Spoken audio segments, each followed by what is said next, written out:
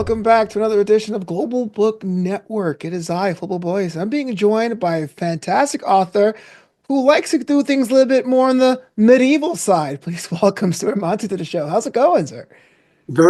Very well indeed. It did turn out, Mary and Sir Edward turned out to be medieval, mostly by circumstance. It originated as a poem for Dungeons and Dragons, uh, Oh, a fantasy poem, one of many fantasy poems, and this one um, was just of a nature that they said you could stretch this out into a book. So I did. And it fit into medieval period. Um, in the 11th century, that was the last of the invasions of the Vikings into the British Isles. hmm. The Norse king Harador uh, invaded and was defeated by King Harold at the Battle of Stamford Bridge. Oh, And again, the last of the invasions. Facts that I did not use directly in my book, but I built my book around them. And the book in and of itself is a story of how a young girl, by aiding a wounded knight carrying vital information, that one act deterred the Viking invasion and saved her kingdom. wow. An epic tale, if there ever was one. But let's take a step back. You said it was inspired by the game Dungeons and Dragons, which I am familiar with. Never played it myself. I don't think I have any good luck when it comes to games with role-playing games. But what was a moment though for you when you said, wait, there's a part of lore, a part of story here that can actually go down and flesh out? Well, I have not played it myself either, but my son had and has. And I've written a number of fantasy poems for the players. And this one just was able to be written into a book that I was able to use. And the book did very well. It's on Amazon, on Kindle. It's starting to get some good reviews right now.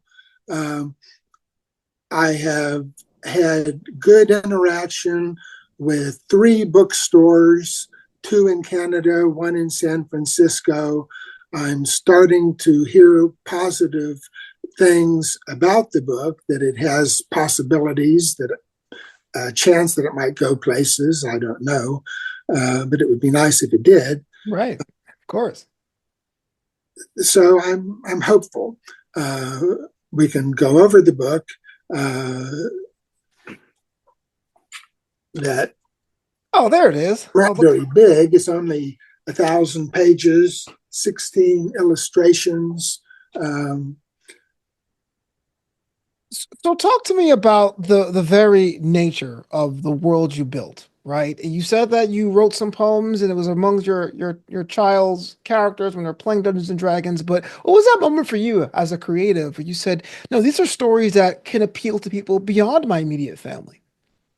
well, I've been writing poems all my life, and this is the second time I incorporated them into books. My first book is 135 Poems for Today, and that was a collection of poems that I had written. I had been writing poems, distributing them to my um, social groups, uh, and I had been giving them to friends and neighbors, and they hang in church kitchens and railroad museums and people's homes. Hmm. And um, in this book, it has more potential to really go somewhere in Mary and Sir Edward. Um, So tell me about the world. Right? Tell me about Mary, the kind of a person she is, and her dynamic with Sir Edward and that fateful day they crossed paths. Mary is a resourceful, hardworking, bright young girl who is left to maintain the farm as her father has to go off and fight against Norse King Harador and his Viking invaders. Mhm. Her father explains to her that he is leaving the farm in her hands. And she is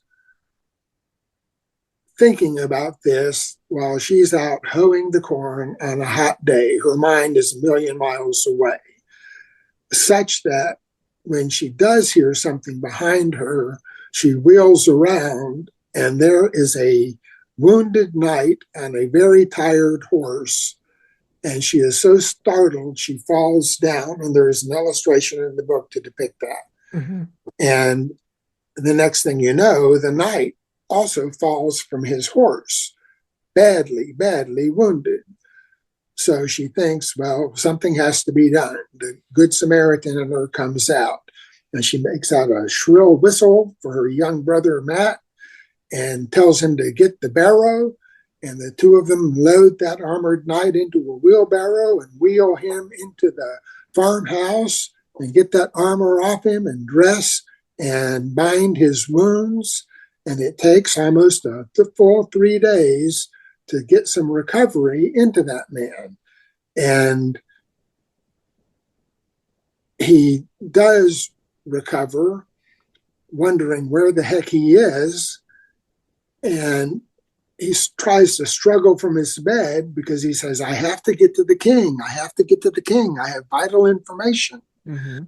So much back then as it could well be today. And at his first attempt to get back on his feet, he falls back into the bed because he's still so weak that he can't yet recover himself. He's there for another night that he has to rest. And after the fourth night in bed, the next morning, Mary hears something out in the yard, and she goes out and looks outside and gasps and runs over. And this time she does get Sir Edward, they've learned his name, out of bed and hides him behind some pretties, some curtains that hang from the ceiling. Mhm. And two men barge into the house searching for that very man. They know what he's got, and they're after him to stop this mission that he's on. And he's got his sword, but she manages to dissuade these two guys from the search, even though a bed is rather fresh. Her father was sleeping there, she says. So they leave, but offer a reward for his capture. And then he says, well, I'm better now. I've got to get my armor back on and I've got to get word back to the king. And to elaborate on the story a little bit, we can say that the king does not much want to relieve his reserve forces for the battle. He wants them for his own protection. But Okay. Sir Edward can persuade the king to do so. And the battle is ongoing, the Battle of Stamford Bridge. And they let Sir Edward go, but as this is going on, there is a relationship growing between these two people, a relationship that first began when Mary saw this man on the ground and immediately started wondering who he was and something about him at that point. And when he did his recovering, he thought the same thing about her. So there is a bonding, if you will, between the two. And there's humor as well. Uh, your armor will protect you from arrows, but it doesn't protect you from what I think about you. And oh, well, in that case, you better watch out or you'll make a Viking wife, a Viking warrior, a fine wife someday. Uh, Yeah. so there's a lot that can be said about it, Yeah. but it does persuade the king to release the forces, and they make all the difference in the battle. And in the battle, think about Braveheart or think about uh, uh,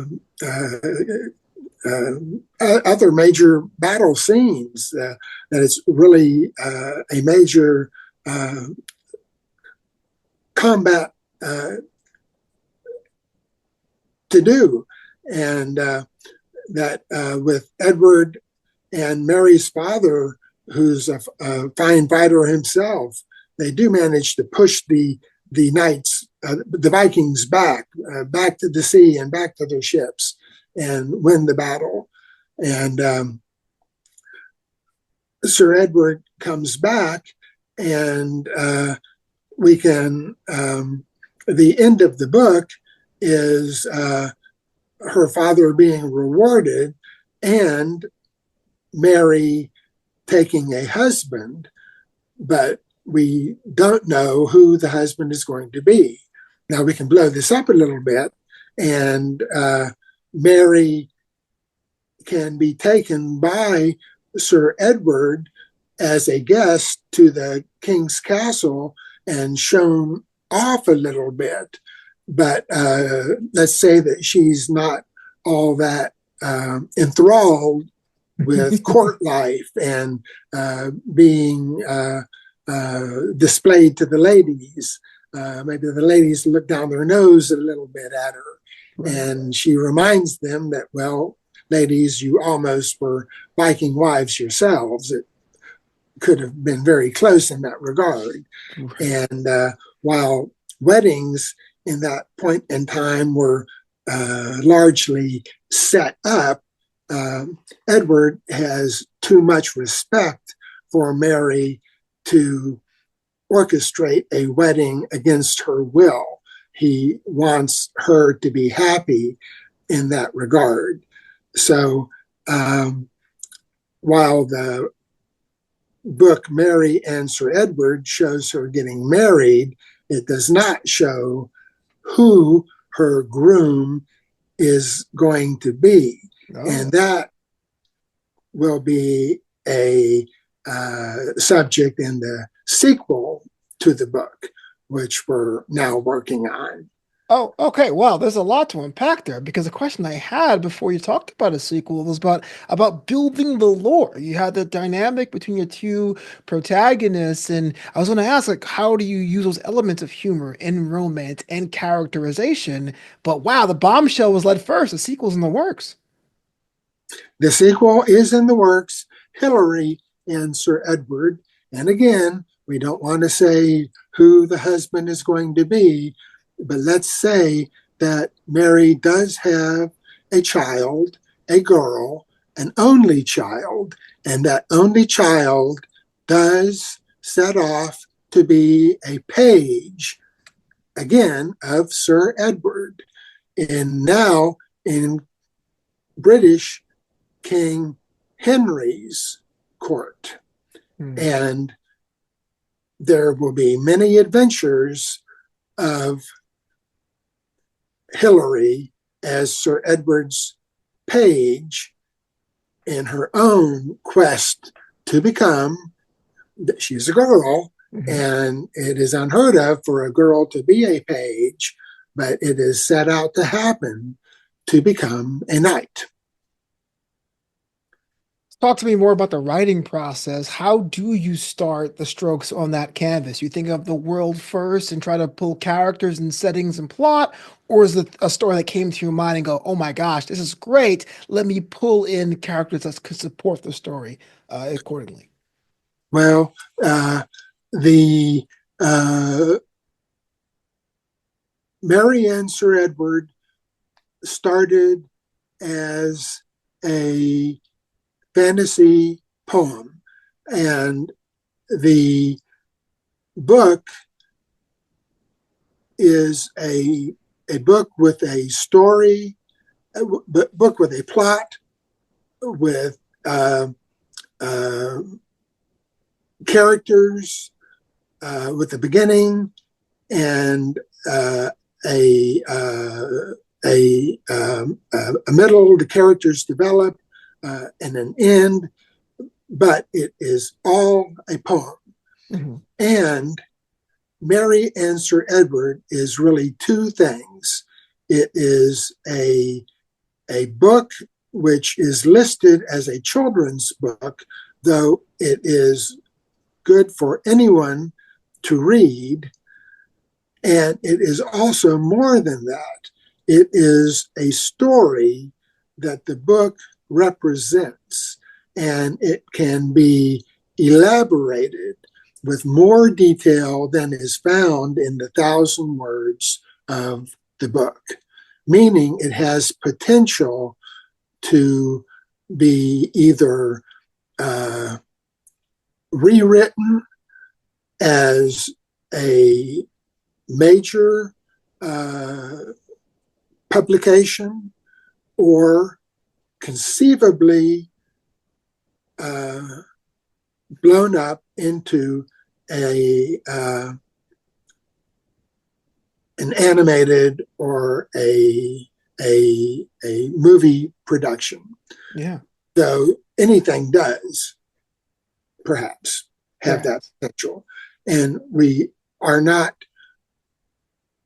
Um, there's nothing definite in that regard yet. Let's just say we're hoping to be discovered Yeah. with that regard. With those bookstores, um, some people have been very positive in that regard. So we can take the basic book and we can elaborate it, such as taking Mary to the king's castle and showing her off to the other court ladies, or taking uh, the battle scenes and elaborating on those. And much can be done. Yeah. Uh, So you had mentioned a couple times that the book has been available now, and people have responded to you with some positive feedback. What's some things they have been writing to you mostly about? What are some elements they really enjoy when it comes to reading your work? well, um, it's well received in Amazon. Some people have made it into plays. Uh, some people just use it as a bedtime story. Uh, uh, Yeah, for it's sure. just a good book to read that does have potential to be something more.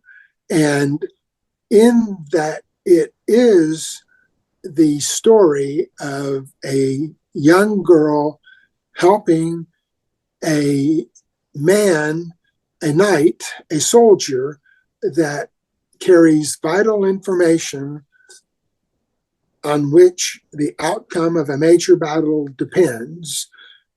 That is just as pertinent today as it was back then, because you can visualize in battles, I won't be specific, that are ongoing today, if a young girl came upon a wounded soldier that was carrying information pertinent to armored column movements or minefield layout, and at risk of her own life, took him into her care and looked after his wounds to the point that when he recovered, a major battle or a significant part of a war was turned around. That she only does what is right at the moment, not realizing the significance of her actions. but doing the right thing, regardless of the consequences, is still the right thing to do. Absolutely. It must be a thrill to create a hero from scratch, huh? Well, uh, uh, it's just the theme of the book that you stick with it until it's done, and uh, positive will come out of it. And you can't argue with that. Mary and Sir Edward is available now on Amazon and favorite retailers. But Mr. Monti, I want to thank you so much for taking time out here on Global Book Network. But here's the fun part. If someone's listening or watching right now and they want to connect with you or see more of your work, how do they go about doing that? Well, it is on Amazon and Kindle. I do have a website at stewartmonti.com. Um, and that's probably the best way to do it. Best way to do it indeed. I can't wait to see when the sequels are coming out because it does seem it's a very rich world. I want to thank you again for your time here on GBN. Thank you.